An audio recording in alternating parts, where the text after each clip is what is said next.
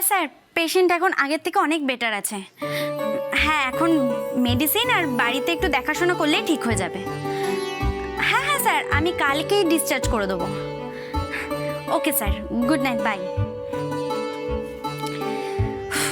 আজকে অনেকটা দেরি হয়ে গেল।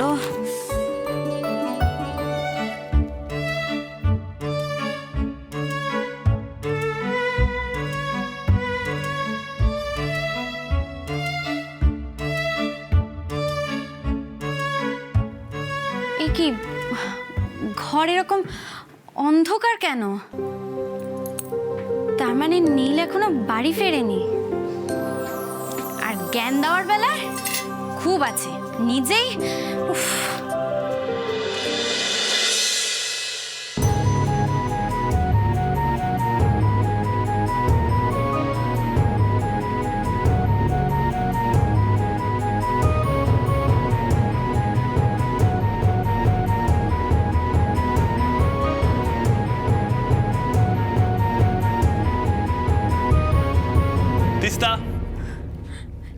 এসবের মানে কি? মানে আবার কি? We are just going to have fun, বাস। কিন্তু নীল, তুমি এগুলো কেন করলে? ধুর, তোমার কি কিচ্ছু ভালো লাগে না নাকি? হ্যাঁ, মানে সব কেউ তোমার একটা এডিট থাকবেই, তাই তো? এত কিছু করলাম, এত ভালো করে সাজালাম, কেমন হয়েছে সেটা বলো। ভালো, কিন্তু সব কেউতে একটা কিন্তু তোমার থাকবে, তাই না? কান খুলে শুনে রাখো, এই এত কিছু করেছি না তোমার জন্য না, নিজের জন্য করেছি। মানেটা খুব সিম্পল, তুমি তোমার জন্য এত কিছু করে দেবে না, তাই নিজের জন্য নিজেকেই করতে হলো। নীল, তুমি আমাকে ক্লিয়ার করে একটু বলবে, মানে ব্যাপারটাকে কি করতে চাইছো? আরে বাবা, ব্যাপারটা কিছু না, ব্যাপারটা হচ্ছে আর 2 আওয়ার্স পর আমার বার্থডে। কি, তোমার birthday? Yes, doctor Tista. Sorry Neel, আমি সত্যিই জানতাম না। I am really very very very sorry. আরে it's okay, no problem. Neel, তোমার বার্থডে, তাহলে স্পেশাল তো কিছু করতেই হবে। কি খাবে বলো? স্পেশাল কিছু? বাট বাড়িতে তো সেরকম কিছু নেই। কেন? আছে তো, ওই ইনস্ট্যান্ট নুডলস আছে, ওটা আজকের জন্যই স্পেশাল হয়ে যাবে। তা আবার হয় নাকি? আরে কেন হয় না? একটা সত্যিকারের বন্ধু সাথে থাকলে না ওই নুডলসও না স্পেশাল হয়ে যায়। আসলে আমার না একটা সত্যিকারের বন্ধু চাই, জানো তো? এই পার্টি ডিস্ক রিচ ফ্রেন্ডস এসব আর সত্যি কিছু চাই না, জাস্ট একটা রিয়েল ফ্রেন্ড চাই।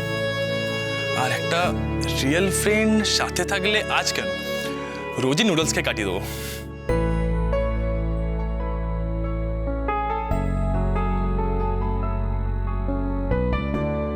আচ্ছা তিস্তা, তুমি কি আমার রিয়েল ফ্রেন্ড হবে? আর তোমার সাথে এই ফ্ল্যাটটাতে থাকার পারমিশন দেবে? লোকে কি বলবে বলো? লোকে তো এটা ফ্রেন্ডশিপ ভাবে নেবে না, না? তাহলে ব্রেভ তিস্তা এখন ভয় পাচ্ছে। ওকে, তাহলে আমি চলেই যাব। বাট একটা জিনিস ভেবে থাকো তিস্তা, বাড়ি ফেরার পর সবকিছু শেয়ার করার জন্য একটা যদি বন্ধু থাকে তাহলে কেমন?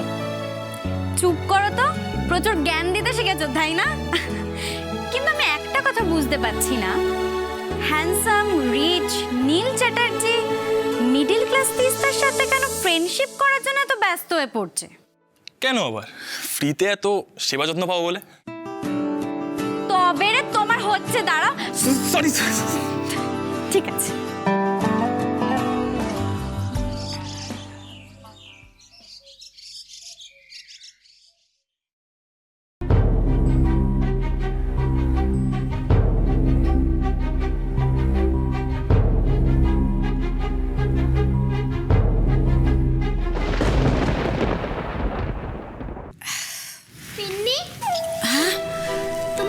তোমার কি শরীর খারাপ লাগছে? না শোনা, আমার কিছু হয়নি, তুমি যাও।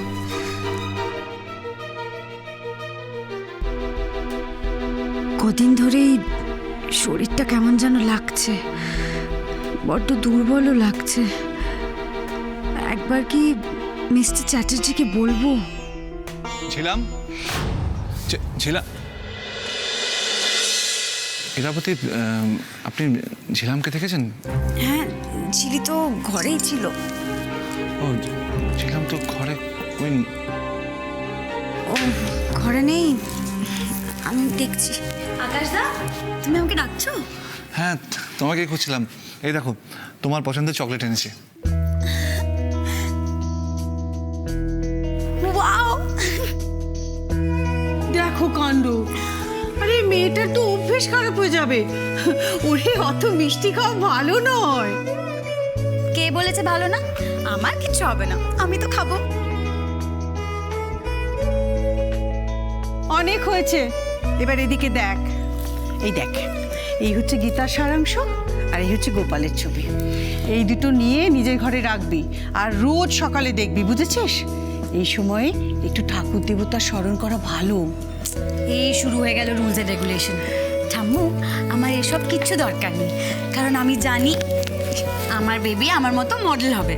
না, আমার মতো বিজনেসম্যান হবে।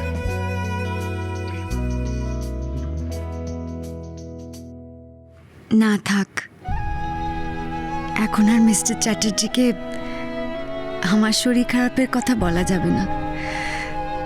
উনি খুব খুশি, শুধু শুধু আমার কথা শুনে আবার দুশ্চিন্তা করবেন।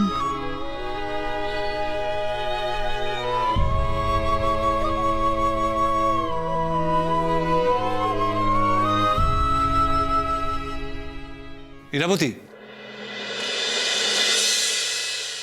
কোথায় যাচ্ছেন আপনি? ঝিলির তো খাবার সময় হয়ে গেছে, যাই ব্যবস্থা করি। বলছিলাম, আপনাকে একটা কথা বলার ছিল।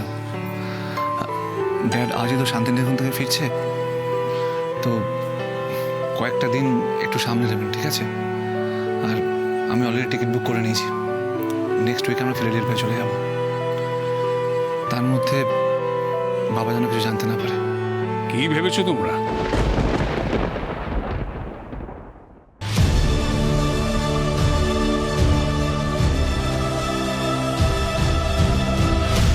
আমাকে লুকিয়ে বাইরে চলে যাবে, আমি কি ছুটি টের পাবো না?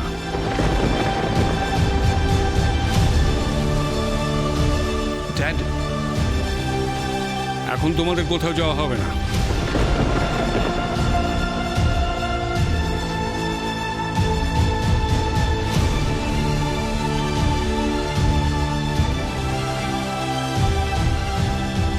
ড্যাড, যাওয়া হবে না মানে?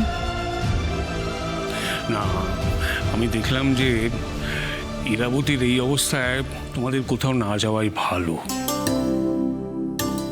এক তো শরীরের ধকল, তার উপর আমার মনে হয় যে এই সময় বাড়ির লোকেদের কাছে কাছে থাকলে বাড়ির লোকেদেরও ভালো লাগবে, ইরাবতীর মনটাও ভালো থাকবে। এখন তো ওর একটু বেশি করে যত্নার্থী প্রয়োজন, বুঝলে কিনা? তা বাড়ির লোকের আদরে ভালোবাসায় মায়ের মন যদি ভালো থাকে, তাহলে তার সন্তানও খুব হাসি খুশি হয়।